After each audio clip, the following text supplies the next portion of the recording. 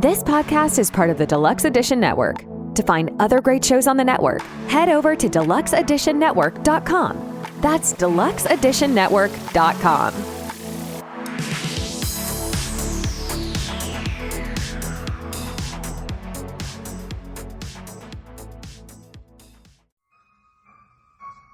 Hello, this is Igoro, host of the Igoro Show, and you are listening to the Steve and Crypto Show. So keep your ears open and your mouth shut.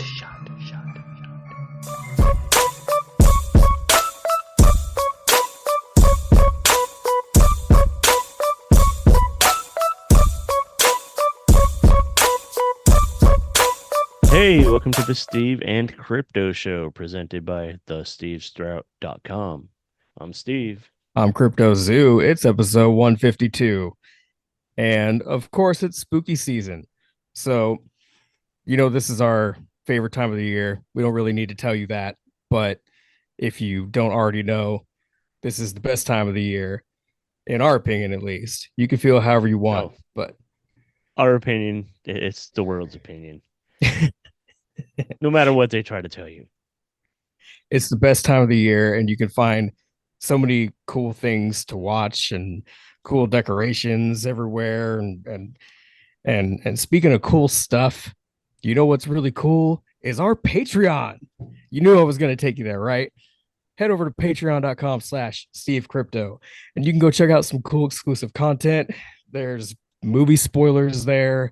If you didn't watch the animated Ninja Turtles movie and you want us to spoil it for you and talk some shit, go check it out. It's there waiting for you. If you want to hear about some concert reviews, some board game talk, all sorts of different things that's not entirely horror, it's a little out of our usual realm, go to Patreon, patreon.com/SteveCrypto. And you can go grab some merch while you're at it. So while you're checking out Patreon, maybe load up one of those episodes, the bonus ones there, and then go visit our merch page. So that's Etsy/shop/Steve and Crypto merch. Go check it out. We got a couple t-shirt designs. There's tote bags.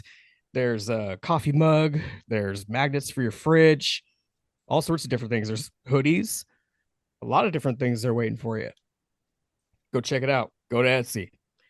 And then, of course, we're on social media. You can find us on Facebook. We have a Facebook page. We also have our own individual things. You can go to or you can follow at the Steve Strout, at CryptoZoo88. We're on X and Instagram and Facebook, all that. So, but join the Facebook group, and especially if you got a project or something that you're working on, join that group and put a little sample of it in there. Because we have 1,000 members now, and they would love to see what you're working on. We would love to see it too. So go in there, become a member. Doesn't cost you anything except a minute of your time. And then after that, you can go buy us a coffee. Go to buymeacoffee.com/SteveCrypto. If you would like to contribute to the show, it goes to helping out with everything. It goes to helping out with going to conventions and helps out with merchandise and travel, just extra little expenses with traveling and extra expenses with the show, because it's not free to run a podcast. It's free for you to listen to it, but it's not free for us. And it's just, it supports everything involving the Steve and Crypto Show. And we greatly appreciate everybody who has contributed so far. And not only do we appreciate all our contributors and listeners and followers, we appreciate our podcast family over on the Deluxe Edition Network. It sounded like you said ho podcast family. Them hoes. Oh, them hoes over at the den. The ho den. That's what we should hashtag ho den. Yes. I like it. I'm gonna pitch it to the powers that be. Wouldn't it be cool to get him to do a promo for We're on to something here. There we go. Hashtag Hoden. Remember that. We get a little cut. If there's any earnings in this, we get a little, we get a little something out of it. I want 25% since we came up with it. But anyways, the Deluxe Edition Network, it's a collective of over 20 independent podcasts. We're all there promoting and supporting each other. And we also have an awards show called the Denny's. And the voting has been extended. So if you go on our social media, you'll find the link to go vote for us. I mean, the other shows are cool, but vote for us because we deserve it. And uh, yeah, that's about it. But the deluxeeditionnetwork.com, go there, support some of them shows. There's something for everybody there. Of course, us, support us the most. And I probably shouldn't do that, but whatever.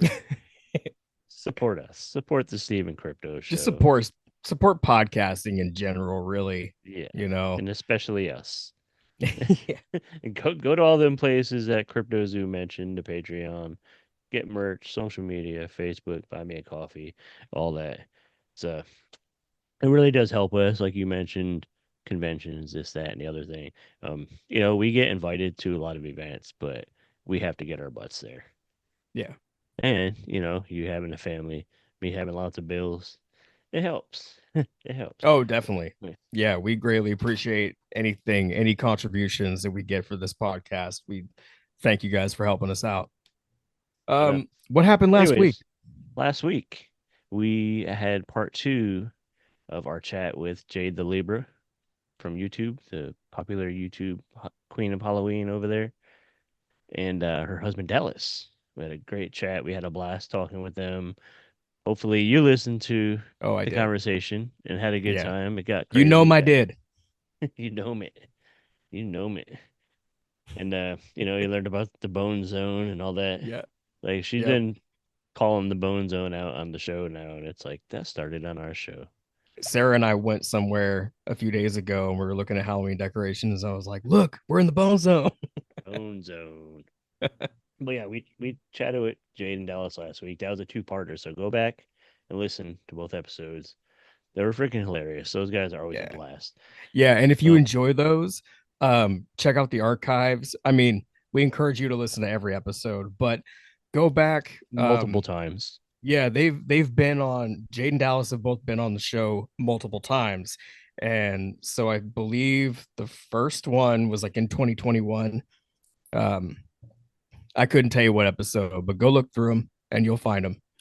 They're regulars. They're honorary members of the Steven Crypto crew zone. I don't know. So yeah, this week we are getting prepared for the Halloween Xspo. We have 2 guests. They came on together and we had a good time chatting with these guys. They're both featured celebrity guests at the upcoming Halloween Xspo, where we are guests as well. I'll be there. Unfortunately, you can't join us, but I'm going to be there with some merch. I'm going to have some DVDs of projects we've both been involved in. So if you want to get some movies with Steven Crypto, come there. I'll even sign them for you. Yeah. And so yeah. And then you got to track me Halloween down for Xspo. my signature later. Who are the guests that are here this week? So we have Brett Wagner, who you would know. Well, you've seen him before. He's known as the Lost Leatherface. So we'll get into it once we get into the conversation. But he was in the 2003 Texas Chainsaw Massacre remake, which is my favorite one they've ever made. I'm not going to tell you what his part is in that yet, but you'll hear more about it. And then we also speak with Thom Matthews. Well, hold on, time out. Nope. You're not. This is funny. You're not going to tell them, but you introduced him as the Lost Leatherface. Well, but I'm not going to tell him like how much he's in it. Okay, is what I'm saying. I know. I realized after I just said that, like I know I told them that he is Leatherface. Yes, that is true. But oh shit, there's more to it than that. So you just stick with us here and you'll see where it's going. Oh man, the laughs are still continuing from last week apparently. Well, Who's I the don't other want to give it guest? away. I don't want to give it away. I don't want to give away the details behind his part in the film and where he is seen exactly, because there's a twist to his involvement with the role of Leatherface. I'll leave it at that. Anyway, We'll let him tell us on the in the conversation. second guest is Thom Matthews, who you may know from Return of the Living Dead and from a couple of the Friday the 13th films. I believe it was part 5 and 6. And then he is featured in Never Hike Alone, which, if you haven't checked it out yet, it's a Friday the 13th fan film, and it's kind of like a series. There's 3 of them. There's Never Hike Alone 1, 2, and then Never Hike in the Snow. I watched all 3 of them last weekend in the morning when I first woke up, and they're a great time. You can get through all 3 of them. Probably like people are doing some really good stuff with these fan films. yeah. Really. I mean, this is my opinion. I would consider them canon. They might as well be. You know, they're like that good of quality that they might as well be. So we had a great time talking with these two, and I'm jealous I'm not going to be able to be there at the Halloween Expo to hang out with them like you, but I'm glad that we at least had this chance to talk with them, and I hope that all of you guys enjoy this chat. So here we go. Here's our chat with Brett Wagner and Thom Matthews. Hey, it's Sven Gooley from MeTV. You see me every Saturday night, but right now you're listening to the Steve and Crypto Show. Don't confuse that with the Beeve and Scripto Show, which is Jerry Mathers talking to a pen. You might have to Google that one. Anyway, and please continue to support the horror hosts who are all out there. You know, I'm very grateful for your support, and the fact that we've nationally been successful has actually shown some TV markets that there is a need for hosted horror. So it's great that we're continuing the genre, and we need your support. So please keep supporting horror hosts. We thank you. I do too. Hey, I just found this new merch shop called Crypto Zoo Tees. No relation, but I tell you what, they do have some kick-ass stuff that I got to get my hands on, including t-shirts, hats, hoodies, footwear, home decor, and so much more at cryptozootees.com. Be sure to go check them out. It's cryptozootees.com. It's always Halloween at the Crypto Zoo. You know it is. Hi, this is Darcy the Mail Girl from The Last Drive-In, and you are listening to the Steve and Crypto Show. Hey, Stephen Crypto listeners. We are finally getting geared up and hyped up for the Halloween Xspo, which takes place October 5th and 6th in Spokane, Washington, or Spokane, depending on what part of the country you're from. We have 2 of the very special guests that are going to be appearing there and meeting fans and hanging out. We have Brett Wagner. He's known as the Lost Leatherface. He was in 2003 Texas Chainsaw Massacre. He was one of the, was it 2 people portrayed Leatherface in that film? There was a replacement, but I do the first kill in the movie called the Kemper kill. I killed Kemper, drag him through the house, slammed the door, made famous by Gunnar Hansen, and then I got heat stroke, and some other guy came in and finished the role. That's pale in comparison to all the Disney things I've done, like Hannah Montana, Kicking It, all that. Your favorite show, their crypto, all that, and all that other stuff. Yes, excited to Hannah Montana. I did watch all that a lot while drinking orange soda. Yeah, I knew it. yeah. Brett's appeared in a ton of other things, horror things. He's actually in a film that I have a tiny little appearance in. It's gonna be like a minor, tiny, like 2-second thing in Desert Fiends in Sean Phillips's movie. So we're like coworkers now. So now here we are doing this. And More our other importantly, guests, who am I sitting next to? Who else is coming to this thing? our other guests, we have Thom Matthews, who we know best from one of the best zombie movies ever, Return of the Living Dead, the classic. Yeah. And also a couple of the Friday the 13th films and a million other things, which I'm going to let Crypto kick us off here. And he has some questions lined up for both of you guys. That's right.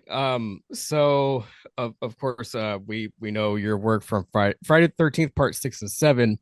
A lot of people may not know that you actually voiced Tommy Jarvis in the game as well. So I was just curious if you what you thought of the voice work experience. Is that something that you hope to do again in the future? Do you have any more voice work projects coming along? No, I do have one. I'm actually where the hell is it? For a video game or something. I'm doing I did, and they want me to redo it because they got new software. But it's it's nothing unusual because whenever you do a movie, they have you go back and do some stuff if there's any messed up sound or anything like that, and the airplane flying over or whatever. So it's very, very similar to that's what I did. Basically the same thing. So the setup it wasn't unusual for me to go in and do that. It wasn't a new experience as per se. Okay. Wait a minute. Thus, the posters that we just had up in Arizona. Yeah, you had all the posters from the game. Okay. Now it all makes sense now to me because I had no idea. As a guy who does voiceovers for, a semi part of my living, doing the voiceovers for the TV show Monster Garage for many years, and Bad Boy Mowers, the best zero-turn mower on the planet. I brought some recently we did a show called The Gathering of the Ghouls in Mesa, Arizona, which was excellent.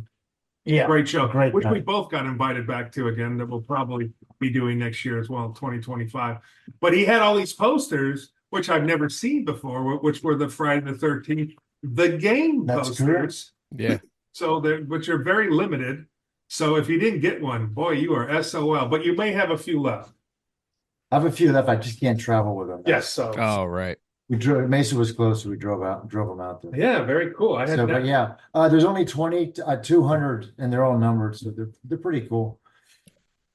But it's a whole nother, the game as a whole, it's genius because it's a whole nother group of kids who are becoming Friday the 13th, the franchise fans, and they probably shouldn't watch the movie, but they certainly can play the game and become fans, and when they grow up, they can see the movie and stuff like that. So it's pretty cool.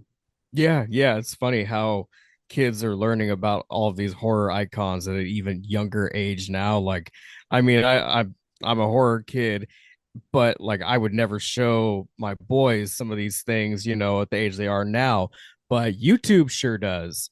And so my kid knows who Ghostface is, Pennywise, Jason Voorhees. Yeah, he knows all these guys thanks to these random YouTube videos. And bad parents. Yeah. Yeah.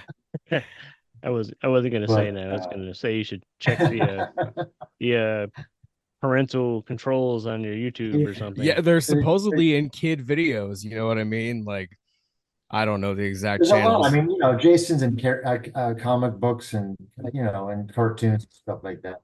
It's just I've got one kid, iconic imagery. I've got one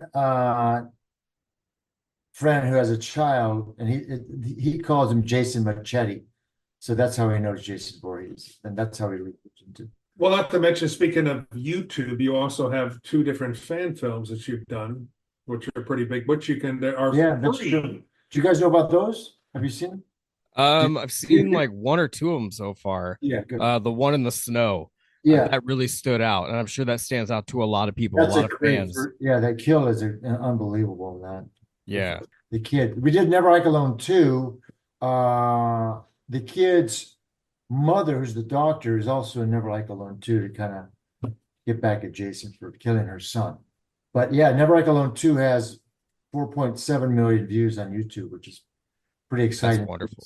October of 2024 on Friday the 13th, it was released. So that's pretty great. I bet the people behind those projects are really happy to have someone like you from the actual franchise, to be involved with those films as well. Never Hike in the Snow. I brought in this Rick the Dick. He's now the guy with the white hair. Yeah, he was in Jason Lives. Okay, as the deputy. It's been a while. Bang guy. Remember him? You don't recognize him because he's got all white hair now. But it's the same guy. He's now the sheriff in the Never Hike Alone series. I'm gonna have to watch it again. We locked him up in the jail. I mean, the sheriff's daughter in part 6. So he survived. the sheriff did not. He got bent over backwards, and so he finally got left out of jail. Got out of jail, or didn't die in jail, obviously, because he's now returning and Never Hike Alone. I believe Doug Tate. Doug Tate is Doug also- Tate as well. Yeah. The Sasquatch Jack Link's beef jerky guy, among other things, is also on Never Hike Alone 2. So yeah, it's and of course the director, Vincent DeSanti. Am I saying that right? That's correct. Vincent, who's a great guy, who's hopefully he put these projects all together, and then also it helps to have Tom in there so they can raise the money obviously to get this stuff done. But yeah, really good movies if you have a Really chance. great. Yeah, you guys got to check If them you out. got a chance, I got involved because they had the first one 5-6 years ago. They had already shot the first half of the movie. They were going up there every month because I was asked to do a fan film. I'm thinking, fan film, I really hit the rock bottom here. So I said, sure. And the guy said, I said, send me the script. Let me look at it. He goes, no. They've shot half of it. I said, well, even better, send me that, because I had no intention of doing it all. But when I saw the beginning of Never Hike Alone, it was unbelievable. I said, so we found a place for me at the end of that one. And that's how I got involved in. Cool. Yeah. I think some of these filmmakers are doing a really good job with these fan films, because it's like they're the people that grew up loving this stuff, so they're only going to Yes. do it justice. Vincent DeSante loved Part 6, grew up on a lake in a forest, and always visualized Jason coming out of the lake, and that was his big nightmares. But he grew up. I mean, he's an encyclopedia of the whole franchise. He's really unbelievable. And he plays Jason. He steps in and plays Jason, the ghost Jason in Never Hike Alone. So really talented writer, director. Happy to be a part of it.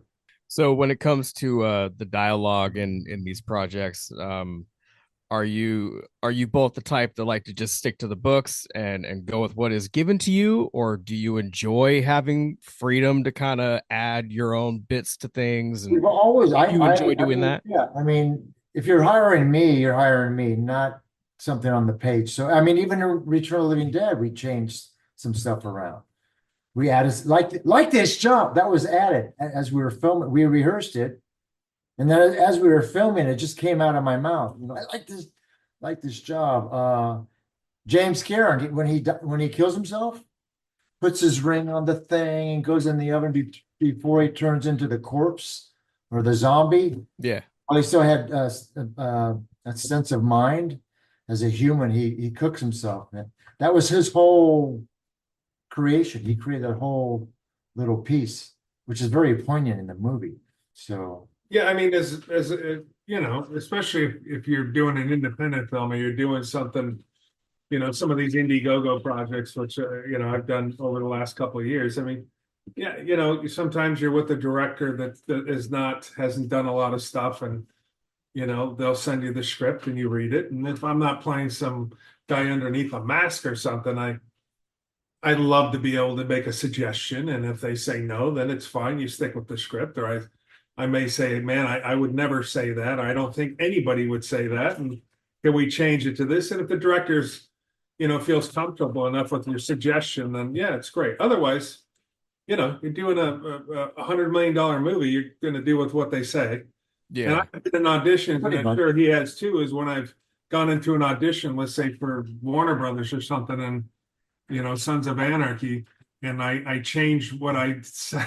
I changed a little bit in improv in the audition, and the casting director says, "Hey, we got writers that expect to hear what they wrote down, so make sure you say it." So it just depends. You can do things. I did a series years ago called Paper Dolls.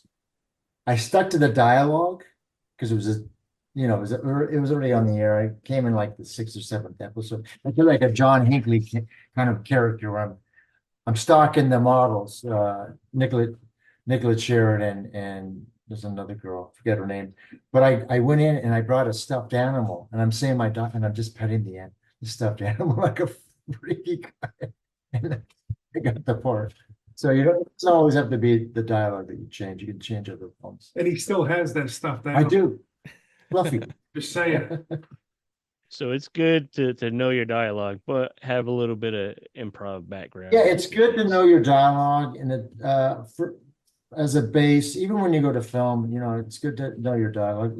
There's definitely more leeway on independent movies for sure. But yeah, once you know your dialogue, you can go from there. I mean, a lot of the people behind the camera probably appreciate the feedback and appreciate the, the bits of information you guys have anyway. And so you probably get more positive than negative interactions when it comes to that. For sure. Yeah. They're hiring me or they're hiring Brett or they're hiring anybody. And the goal is to make it natural and real. So whatever that is for you or Brett or you guys, you want to make it, seem seamless and natural. They don't want to see you acting. And that's the whole bit, right? They don't. So you make it your I own. can tell when someone's acting, right? They don't want to see that. They want to see you make it your own, Yeah. You can go in for audition. I don't know we're talking about this, but you can go in for an audition, right? I go to a callback and all of a sudden, let's just say a callback for Seinfeld back in the day, right? There's 30 writers in that room with Jerry Seinfeld at the end of the table. And you have something in your head where, okay, this is how I'm going to do my part. Playing some refrigerator repairman that drops a refrigerator down a whole bunch of steps. I did it one way. And then all of a sudden they said, that's great, but let's try it this way. If you cannot go, okay, in a split second, change do what he wants, then they're going to get the next guy. So it's always nice to be, improv's a great thing, to know if you're going to be an actor, getting a good improv class. But if you can't change something and you're stuck, a lot of people can't. This is the way I studied it. This is the way I prepared for it.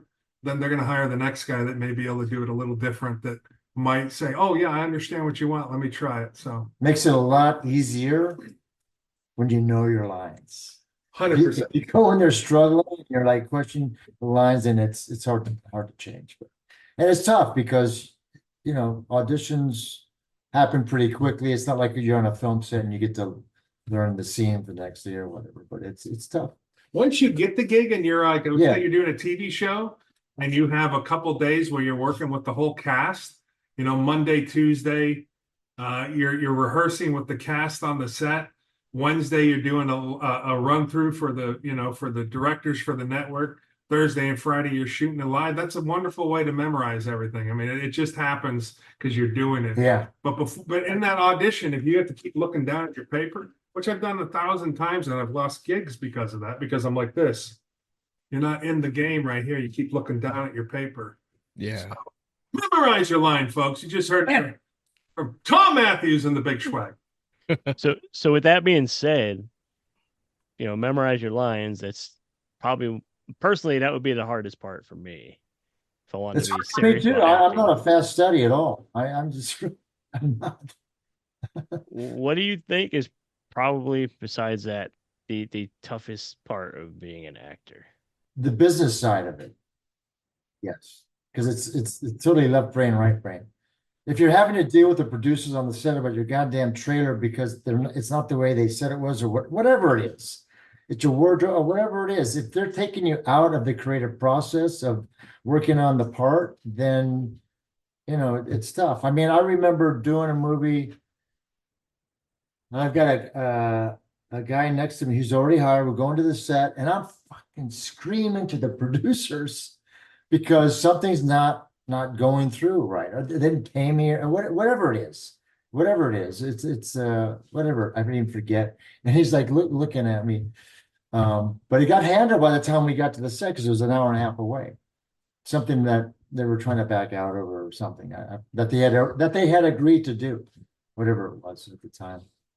But for me, that's it. I mean, because once you get hired, you just like to get creative and You get in that mindset that exactly. do your job. Things come It's to like, you. It's kind of like with any job, like those little outside things could just throw you off your game and just F everything up. Which, here's another thing, just a little tidbit for you. If you go to a set and you're lucky enough to get an acting gig, you don't wander around. Don't go cruising around unless you know what you're doing, or you tell the second AD or somebody, get in there, your trailer, learn your stuff, be ready to go when they ask. That's all they ask, is that you're ready to go when they come get you. There's nothing worse than, and it happens a lot on independent films. I mean, I won't say the movie I shot last year, but some of the actors that were I'm supposed to be with me in a scene, they took off. They were cruising around. So then you get to do their scene. Now you have a director going, okay, well, we're and we're sitting there waiting for these guys, and they decided to drive 45 minutes away to go get some iced coffee. Oh wow. Now, and there's another way. I mean, I love to watch. I did a movie called Fool's Paradise. Fool's Paradise? Yeah. That's the one, yeah. Fool's Paradise, yes. I'm trying to think of it with Charlie Day and John Malkovich. Right, I was lucky enough to be in there. I was so stoked. I asked the first AD. I said, "Do you mind if I sit in the corner and watch a couple of these scenes with John Malkovich?" He said, "Yeah, just stay out of the way. It'd be great." I wanted to watch John Malkovich work, for God's sakes. That's like watching Thom Matthews work. It's something. It is. Don't look at it. It's something special to be able to watch someone that you love and who's a tremendous actor. And but normally I just say, get your stuff, be ready to go on the set. Don't bullshit. Don't go get loud. Don't be we just lose them. Oh, there you are. No, we're good. Don't go hanging out at craft service all day, because then you get fat and diabetic like me. You don't want to do that shit. But anyways, listen, let's talk about this great show that me and Tom are coming up for, because I have relatives up in, is it Spokane or Spokane? What do we? I don't even know. We call it Spokane out here. Yeah, we generally call it Spokane. So talk about this show. We're pretty excited. There's a pretty good lineup coming up. There's a really good lineup. You guys, of course, Kelly Maroney, Christina Elise, and Alex Vincent from the Child's Play movies. Yep. V. Neal. I'm excited to meet V. Neal. One of the greatest wardrobe ladies in the existence of TV, who will have her own show. They're doing their own convention out here in 2025. Oh, that's cool. Oh, nice. Along with doing a convention for Friday the 13th. Is it the only? Oh yeah, it's only Friday the 13th. It's okay. Gonna be wow. When Sean Clark does his Halloween 45. Sean's doing it. Okay, I know he did a Halloween one. I'm just it's not saying Sean's show. Like his one. You got you. Yes, so this is going to be, but V. Neal's great. Who else is coming? Eric Roberts. He's good. Man has been in 700 movies. 700 at least, Working give or it. take. Yes. Give or take. Gun for hire, Eric Roberts. Desert Fiends. Yes, Yeah, he was in Desert Fiends too with us. There's so many people, like the names are escaping me. That being said, you know what? There's a lot of amazing people there. You could go to HalloweenXspo.com. There you go. And get all the details, find out how to get tickets, find out who else is going to be there. We're going to be promoting the heck out of it and running through the lineups. Yeah, I'm pretty excited now. Stop over the next month. Promoter. Let's give the promoter's name out so we know. Nathan O'Brien. That's right. Nathan does another show up there, like Rose City. It's the Lilac City Comic-Con, and that show has been growing. It's already outgrown multiple venues, and it's huge, and he's bringing in great guests for that. And Nathan's a good dude who I've known in the convention scene up here for years. Yeah, we're pretty. So listen, I like I said, I've gone up to. I used to do a drag racing show and stuff with Monster Garage. So I'd go up in the area to do a drag race, or we go up to Seattle, or my wife's from the Olympia, Washington, but oh, cool. Only flown through it, so we're pretty excited to get up there. Now, yeah, nice. I'm a taco guy, the diabetic taco guy. We also love cigars. So when we're up in Spokane, is there a great taco place that we can go to? And are there any cigar bars? Ooh. You know what? That's something I'm gonna have to research and get back to you guys on. Yeah. I myself, I've only gone through Spokane multiple times. I've never been able to stop and hang out and check it out. But it's a fine looking cigar there, though. I've been up there once to play a show, and that's really about it. Yeah, so I haven't explored in Spokane as much as I would like to. So what about at these conventions? I know you guys are both regulars on the convention circuit. What do you guys get out of these shows? Well, we meet the fans, which is always fun. Look, the one, for example, this Gathering of the Ghouls. Gathering of the Ghouls. I had the posters for the game. I was doing my business at the table.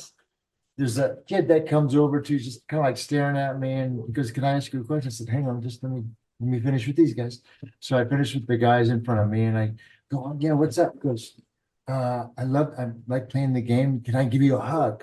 I said, "Sure." So I give him a hug. And then I just hang on one second. So I go over and I get him one of the numbered posters. I signed it for him. I gave it to him, and he starts crying. It was a great moment. And the photographer of the venue just happened to be there, and he happened to capture it on video and on a photograph. So it was just a great. So those kind of moments. I mean, it's just great. Also, getting to hang out with this big guy and all the some of the cast members from the other movies and stuff, which is a lot of fun. Return of the Living Dead is going to be the 40 years next year. So the fact that we get to still be in touch with the castmates is a lot of fun for us. For me, I know.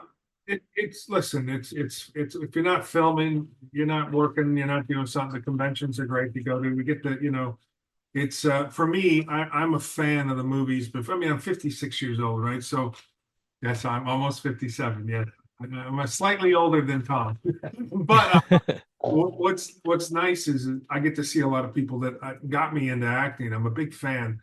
Night of the Living Dead, a cheesy horror flick called Children Shouldn't Play with Dead Things, and some other stuff that I watch, and of course Return of the Living Dead. All these franchises. Yeah. I graduated high school in '86. So up to that point, I met a guy who I saw in acting class in town here. I hadn't seen him in 38 years. I saw him at a convention. As a guest or a patron? Really cool. He's an actor. Okay. Met him in acting class. So he was an actor. Oh, maybe he quit and just showed up. Yeah. Okay. Gotcha. Yeah, so that's kind of cool. It's fun. It's fun to go to see all these people. It's fun to interact with the fans. It's that someone can come and tell you that they saw you in a movie that they loved. I did a quirky movie, John Dies at the End, with Don Coscarelli directed it. It was one of my heroes, obviously, from Phantasm, and Beastmaster with Mark Singer. How many people know that he turned down that role because he thought he looked too good in that little loincloth, but Mark Singer said, "I will do it." I have no idea what I'm saying, but so to be able to go to these conventions and someone say something like that, it's awesome. And plus, we have a close-knit family. A lot of us do a lot of shows together, the con life, as you call it, and we get to see each other, and I love hanging out. Tom's wife lets me hang out with him, which is not normal. Very rare. Very rare that I get to hang out with anybody. Very jealous.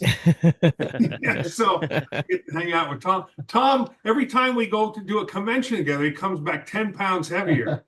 And I come back. All those damn tacos. Yeah. But it's a wonderful thing to be able to go meet the folks, and we have a good time doing it, and we're just blessed, to be able to go out and do this kind of stuff. So, well, I know that people that go really enjoy connecting with people like yourselves and being able to, talk about how special these movies are and the roles and everything. Like, even for myself, since I won't be able to tell you in person there at the event, the 2003 Texas Chainsaw is pretty much my favorite one of the franchise.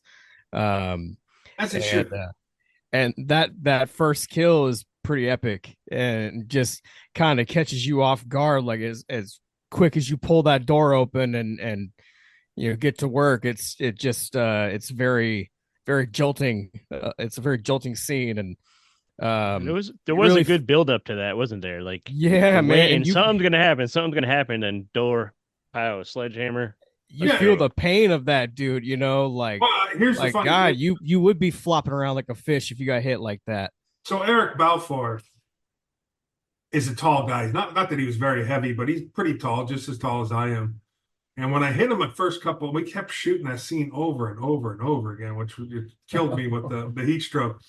But I hit him with the sledgehammer, and he kept saying, "Hit me harder, hit me harder." Now, yeah, it's a prop sledgehammer. But finally, after like the 10th take, I hit him pretty good, and I heard him go, "Oh." And I figured, well, that's all right. That's the right one. That's the right one. A good guy, and pretty amazing that, he gets killed off so quick in the movie, but very good actor. From 6 Feet Under, and then after Texas Chainsaw Massacre, he went and did a slew of TV shows and movies. And that movie, obviously Jessica Biel and a whole bunch of other folks in that movie went on to do amazing things. And it was definitely one of the remakes that, not saying it's better than the original, but it definitely one of the best remakes ever. And then The Crazies as well, which was a Romero film. Our remake of The Crazies was I think better. But I won't. It's just it's a different animal. It's tough to do remakes, right? Remakes are tough to do, and they say like they're going to redo Big 99. Trouble in Little China. I'm like, why? With The Rock? Why? You don't want to ruin that. They tried to remake The Thing after Kurt Russell. It did not work. The prequel, whatever, did not work. The Fog did not work. So leave that stuff alone. Don't do Return of the Living Dead, a remake of it, or two, not two. Don't do it again. I still like two. Getting to hang out with Thom, which I do love, because Thom is very smart on the business, and he's a good guy.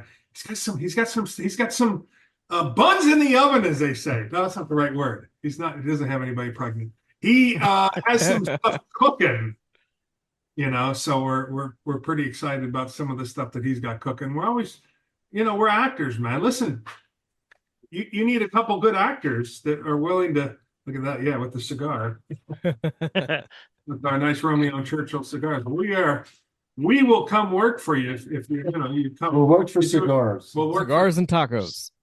Cigars and tacos. There you go. But we're excited. Sounds like an album title. We're excited to come to Spokane, and it's a good lineup. If you've never met Christine Elise and Alex, they're great to come hang out with. And Kelly Maroney's she's great. Night of the Comet, one of my favorite movies growing up. And Chopping Mall. So it's gonna be a big weekend. Yeah. What are the dates, boys? What are the dates of the show? October 5th and 6th in good old Spokane, Washington. That's right. And if folks if they want to see where to go, what is the website? You can head over to HalloweenXspo.com. How do you spell Expo? XSPO.com.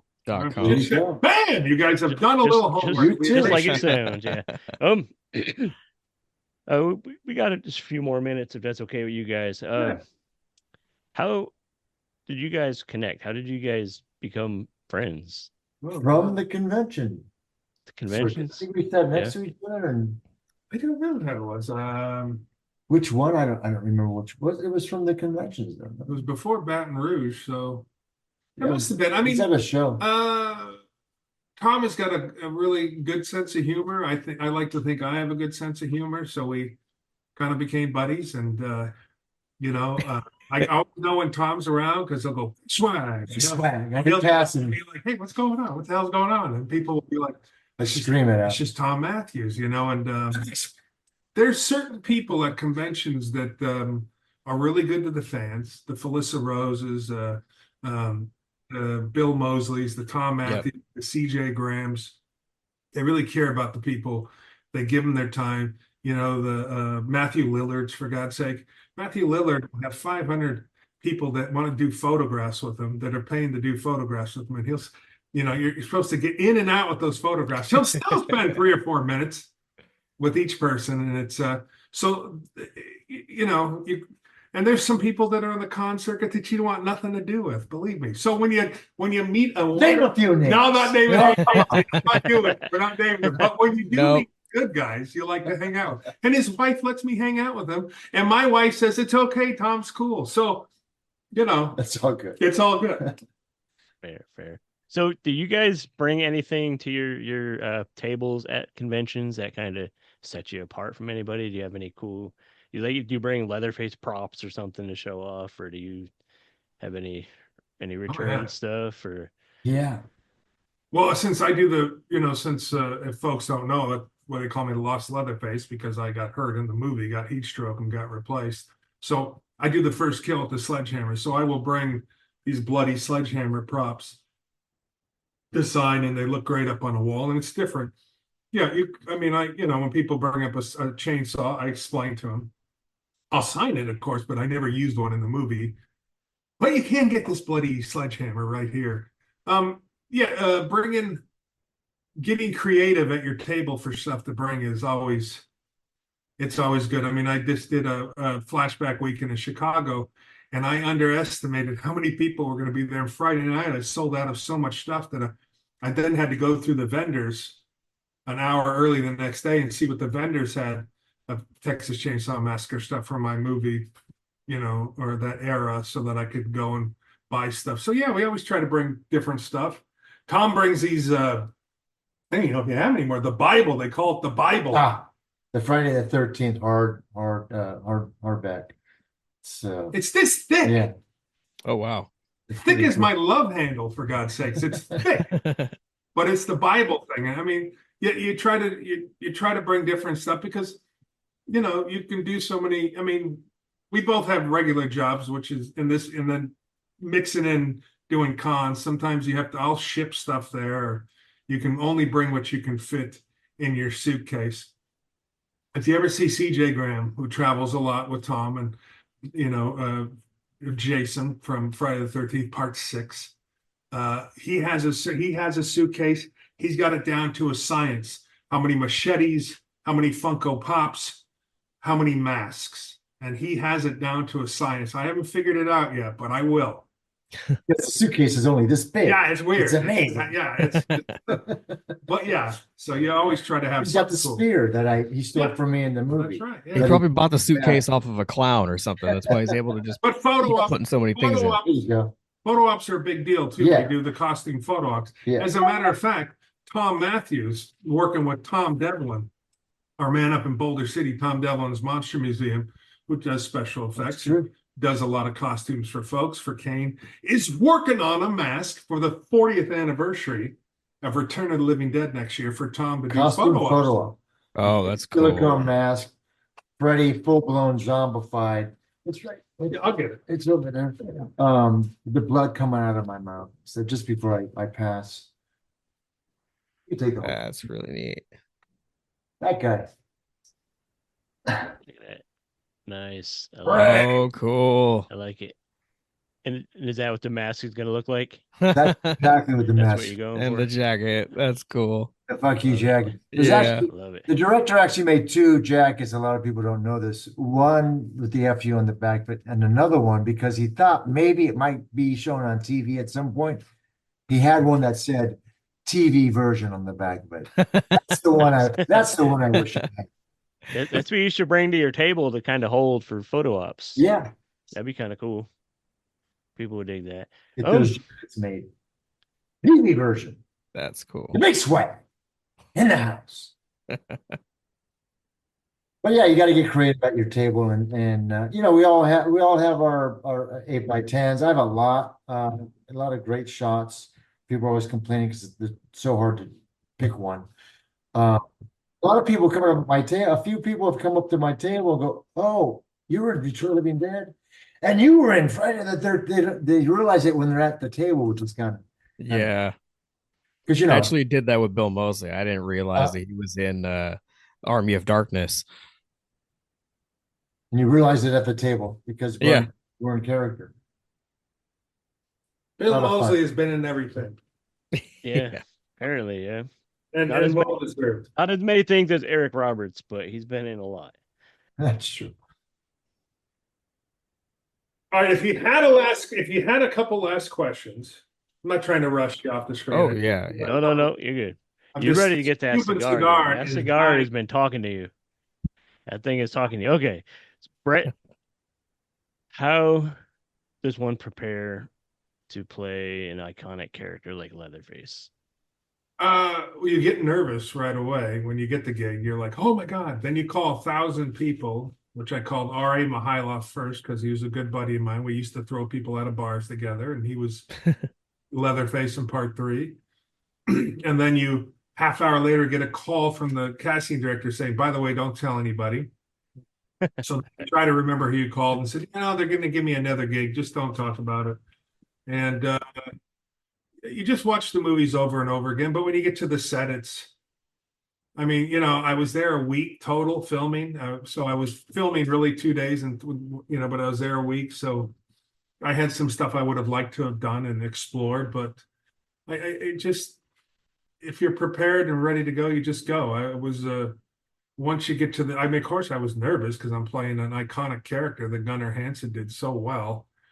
And as an actor, there's very few of those, unless it's a new movie, unless it's, you know, the fuzz on the lens guys that, you know, Art the Clown, unless it's something brand new, you know, like Stream, some of these guys in the movie Stream, unless it's something new that's going to catch on, there's very few of these parts that you can play. Look they tried to redo Freddy Krueger, right? Amazing actor. It just it doesn't work without Robert Englund, you know? So you just, you know, I watched every movie 10 times over in 2 months and talked to RA, and I just figured, okay, let's go. You know, I had a couple things I wanted to do that I didn't get to do, but it's okay. You just got to be prepared. Tom? And Tom, so I caught a little story recently about, I think Linnea Quigley's behind it, a like a special Return of the Living Dead reunion. Crash's Revenge. Project. Yeah. Anything you know that you can tell us about that, or is that still Uh, kind of? I think it's happening. I'm really not sure. I've been contacted by the director to do something with Beverly, who plays Tina to my Freddy, and they want to recreate my death in her arms. And it's something you'll never have seen before. Let's just put it that way. But his ideas, there's yeah, I want it to be a surprise for you, but it should be fun. It's definitely going to be different. But you got any movies in the works that are coming out that the folks at home? No, I got anything coming out. No, we did Final Summer 2. We're going to be hopefully filming pretty soon here, within the next year. What is that director's name? Good kid? Mike Eisenberg. Mike Eisenberg. Yeah. Final Summer. If you haven't seen Final Summer, directorial debut, Tom was in it. Really good movie. You can go check it out. I enjoyed it. And Final Summer 2. I'm not just kissing ass to get into part 2, Mike, but I am a little bit. Yeah. A lot of good. Look, if you don't have a lot of these young guys that are coming up that are doing these movies, you're gonna get the same old rehash remake from stuff. And if you love the horror genre, some of these guys are very creative and come up with some good stuff. And Mike is one of those guys. And For you know, sure. we just hope. And then he's got some stuff that maybe he can't talk about. He's got a great idea. There's a script. Maybe Vincent DeSantis involved, and the Big Schwag might be involved in it. But there's some cool stuff that 2025 you may see that's coming down the line. And that's all I'll say. We'll be watching. We'll be watching for that. So since the Halloween Expo, it's Halloween time. Do you guys get into Halloween yourselves? Like, is Leatherface going to be opening the door at your place? No, I'm not. We're not home. I'm not home. I mean, I wish I was every single weekend starting this weekend in Topeka, Kansas, slash and bash. I'm gone for 9 weekends in a row, and then I will be in Spokane, Washington, the first weekend. Weekend of October, 5th and 6th. Right. Yeah, and then we'll be in, I don't even know. I'll be in North Carolina. New Mexico? No, I wish Texas? I'll be in Texas coming up. Brownsville, Texas, Bernie's House of Fun. Coming up on the 28th of September. But yeah, my wife gets into it. My wife loves Halloween, so even behind our locked gate, we have to have, I'm like, we have a locked gate. What are we putting stuff up for? Doesn't matter. I want stuff up. So the lovely Dee Dee Bigelow Wagner, I let her do her thing. And so we have some spooky stuff at our house. As a matter of fact, we rescued our dog, and I'm going to leave it at this. We rescued our dog, Lola, from, the hell's her name? Exorcist. Linda Blair. Linda Blair. From Linda Blair. So, wow. you know, my dog's a little nutty as it is. But yeah, I throws wish up from I had time to time, spins her If head I had around. time to sit at home and give out candy, that'd be fun. And I would dress up as Leatherface, of course. I used to do it a lot when the kids were growing up. So we used to just go, everything out there, smoke and, the sound effects and stuff like that. And our street here, it gets a lot of traffic. It's just one of those streets where people kind of do a lot of different stuff. So it's a lot of fun for the kids. They block off the street so people can just walk back. Oh, that's great. Nice. Yeah. That's fun. Okay, so Guys, the Halloween the guys Expo. down the street where you go out. Say again? So I was just gonna plug the Halloween Expo one more time. Yeah. October 5th and 6th, Spokane, Washington. And where can people keep up on both of you guys' career on social media? I've got an Instagram, Thom.Matthews on Instagram. The Big Schwag on Instagram, SCHWAG, Lost Leatherface on Facebook. I mean, we're pretty easy to find.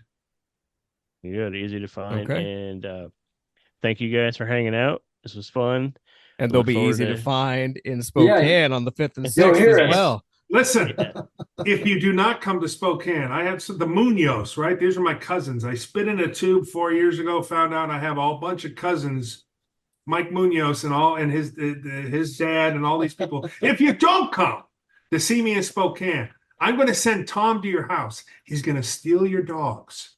That's right. They're going to come to California. I will come and eat everything out of your fridge. He will steal your animals.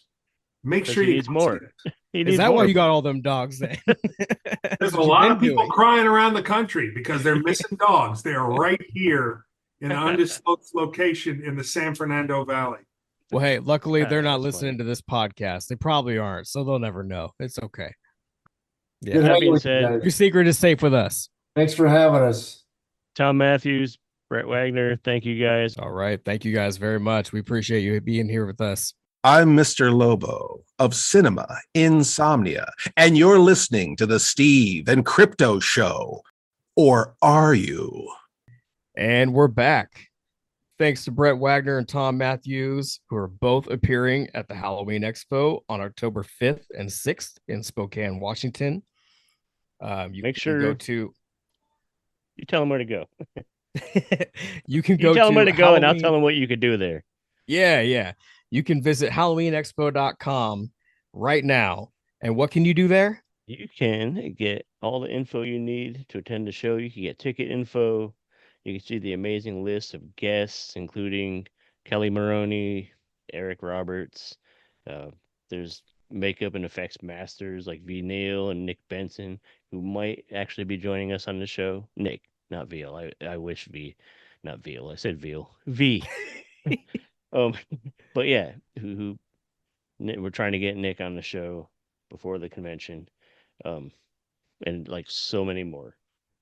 So not only are there a ton of amazing guests, which you can find at HalloweenXspo.com. That is spelled XSPO. There's a great list of vendors too, including Petunia Loomis, Oddities Shop, the Halloween Express, the comic book shop, and so many more spooky themed vendors. That's cool. You got to find me something while you're there. Find me a See what I can souvenir do. of some sort. Do. So I say we in spirit, but we hope to see you at Halloween Expo.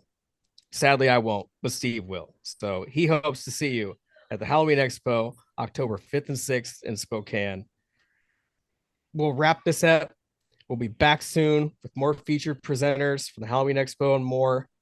We got a lot coming up. I mean, like I said, we're in spooky season now. So you know how we do things here. If you've listened to the show, if you've been following, we usually try to pack it a little bit fuller in October. So we have some special things coming up down the pipeline. So visit our Patreon and get some merch and check out our friends at Crypto Zoo Teas and Galactic Druid Treats. I really think you're going to find something that you enjoy there. Like, I mean, they have like some crazy things. You look at their website, galacticdruidtreats.com. You look at what they got, and you're gonna be like, freeze-dried ice cream sandwiches. I've never seen those. Like you're seeing freeze-dried snacks in certain stores now, but they don't have those. They have certain things that would just kind of blow your mind. It's like they could freeze dry that. So be sure you go check them out. galacticdruidtreats.com. As you just mentioned, there's some great companies that we really want to support and show some love here on the Steve and Crypto Show. Another great company is Goth Cloth Company. They are a really great shop. If you're looking for that perfect attire for the spooky season and beyond, they have everything for the ghouls and goths. Goth Cloth Company, they're focused on fostering a supportive community for all lovers of the dark and macabre. Embrace your elder emo also, because us old guys gotta try to look cool and spooky too. But yeah, find that perfect outfit for the spooky season and beyond. The really cool thing about this company is they're female owned and operated business, and they make all their merch and stuff to order to reduce waste and everything, and overproducing stuff, which is really good. They're a good eco-focused company, and they use recycled materials when possible and use humanely sourced cotton and everything. They're just a good company, good people. I really support them. I think you should check them out too. Find that perfect outfit, find them awesome accessories for, like I said, the spooky season and beyond. And there's a code. Use Ghoul10, Ghoul 10, and get 10% off your first order with them. And be sure to let them know that we sent you there. But yeah, Goth Cloth Company. And we will put a link to them in the episode notes. Be sure to check them out too. Also, before we do wrap, besides the Halloween Xspo, we're also appearing at the Fall Festicon on October 12th in Kent, Washington.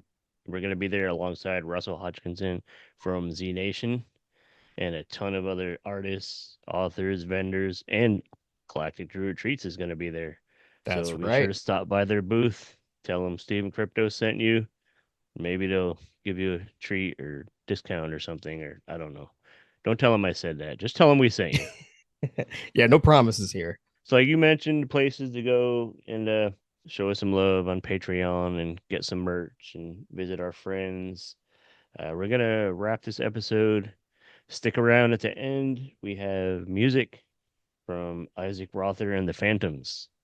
So you guys going to like some cool garage rock and roll about monsters and werewolves and all kinds of spooky shit for the season. So stick around for music from Isaac Rother and visit isaacrother.com, ISAACROTHER.com, and get a hold of some of his music and see where he's performing at. This is fun, good garage rock and roll for you. Oh, it's perfect for this time of year. I mean, it's good anytime, but like it's perfect for a party. If you have a Halloween party, you just have that on in the background. Can't go wrong. We thank you guys. This was episode 152. That's right. And what number is the next one? Let me think about it. Oh yeah, we'll catch you on 153. Peace.